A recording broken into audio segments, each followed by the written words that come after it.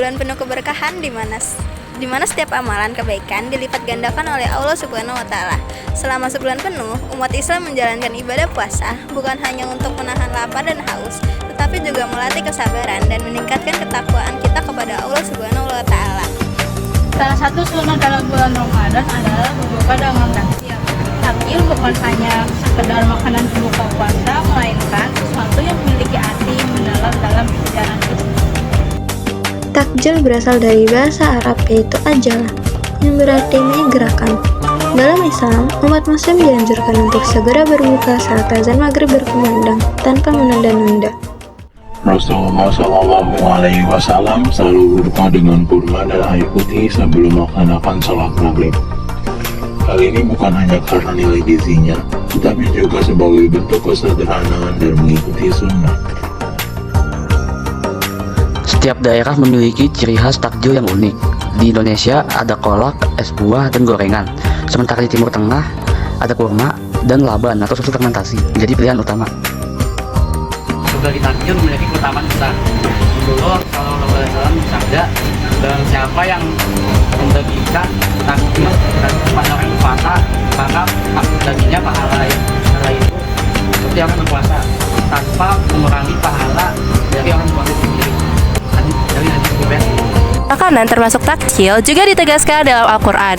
Allah Subhanahu wa taala berfirman dalam surat Al-Insan ayat 8 yang berbunyi Bismillahirrahmanirrahim wa yut'imuna at'ama 'ala hubbihi miskinan wa yatiman wa asira, yang artinya mereka memberikan makanan yang disukainya kepada orang miskin, anak yatim, dan tawanan.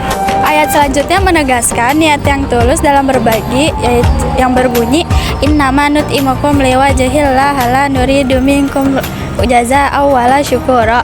Artinya sesungguhnya kami memberikan makan kepadamu hanyalah untuk mengharapkan keridhaan Allah.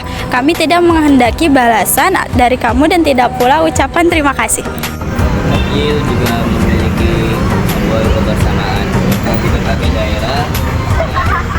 Umat Islam juga berbagi takjil di masjid, di jalanan maupun bersama dengan teman, sama keluarga. Dengan berbagi takjil, kita tidak hanya mengikuti sunnah, tetapi juga menumbuhkan rasa peduli dan mempererat tali silaturahmi dengan sesama. Menjelang waktu berbuka puasa, takjil menjadi hidangan yang sangat dinantikan oleh semua orang. Setelah seharian berpuasa, seteguk air dan sepotong makanan ringan terasa begitu berarti. Takjil bukan hanya sekedar pelepas dahaga, tapi juga simbol dari rasa syukur atas nikmat yang Allah berikan.